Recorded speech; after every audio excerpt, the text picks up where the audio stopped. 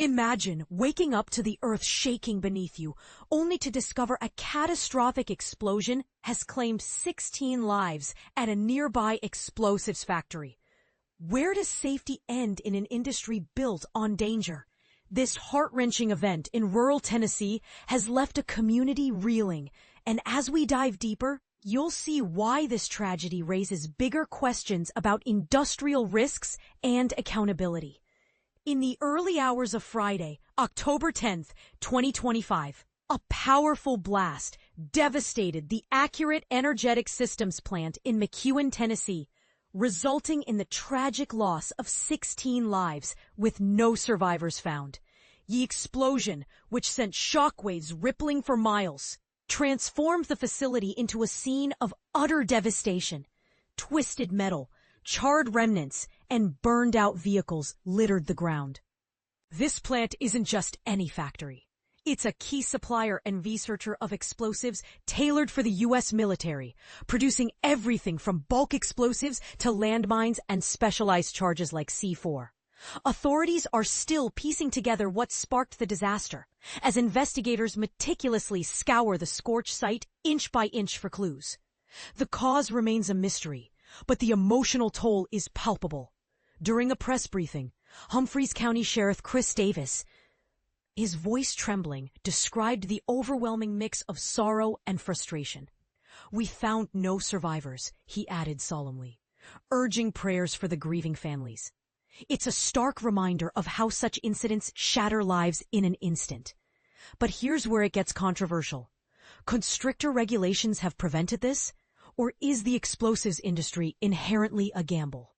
Communities near these facilities often weigh the economic benefits against the ever-present risks. And this blast forces us to question whether military contracts justify the dangers. The local response has been one of profound unity. At Hurricane Chapel in McEwen, a vigil brought together around 30 residents to honor the victims. Senior pastor Tim Farris emphasized the tight-knit bonds in the area, where many know the affected families personally. People are hurting deeply, shedding tears, and it's a chance for the church to offer comfort, he shared. Initially, some families were in a state of shock, numb and emotionless, but by the next day, waves of grief had hit hard. Farris noted that as reality sinks in, the need for support will grow. Think of it as a community rallying in the face of shared loss, much like how neighbors band together after a natural disaster. Personal stories add a human layer to the tragedy. Pamela Jane Brown attended the prayer gathering, heartbroken after seeing news of the blast on social media. A family acquaintance driving past the plant at the moment suffered cuts and bruises, but is recovering. She described the vigil as a beautiful coming together, highlighting how disasters can strengthen communal ties. Identifying the remains is a meticulous process. State officials deployed a rapid DNA team, a quick forensic method that analyzes genetic material on site to speed up identifications, crucial in volatile environments where traditional labs might be risky. Sheriff Davis explained that about 300 responders are proceeding cautiously, handling potentially unstable explosives. This isn't your typical emergency scene. It's fraught with dangers from lingering volatility, requiring specialized gear and slow, careful steps to avoid further incidents. Ambulances and helicopters stand by to ensure responder safety, underscoring how these operations demand expertise beyond standard firefighting. The plant, nestled in Tennessee's wooded hills near Bucksnort, sits about 60 miles southwest of Nashville. Flanked by the vital Tennessee River to the west, modest homes pepper the landscape, home to what locals call good old country folk. Terry Bagsby, a 68-year-old retiree who works at a nearby gas station, spoke of the widespread sorrow. "Our community is deeply saddened," he said, knowing several who worked there. "It's just overwhelming grief." And this is the part most people miss. In a rural area reliant on such industries for jobs, how do we balance economic necessity with safety? Smoke still hung in the air during the aftermath, with debris and wrecked vehicles painting a grim picture of the blast's force. Counseling services are available for students affected by the grief, as announced at a news conference. The vigil featured soft music, bowed heads, and quiet prayers, with some kneeling at the altar, hands on each other's shoulders in silent support.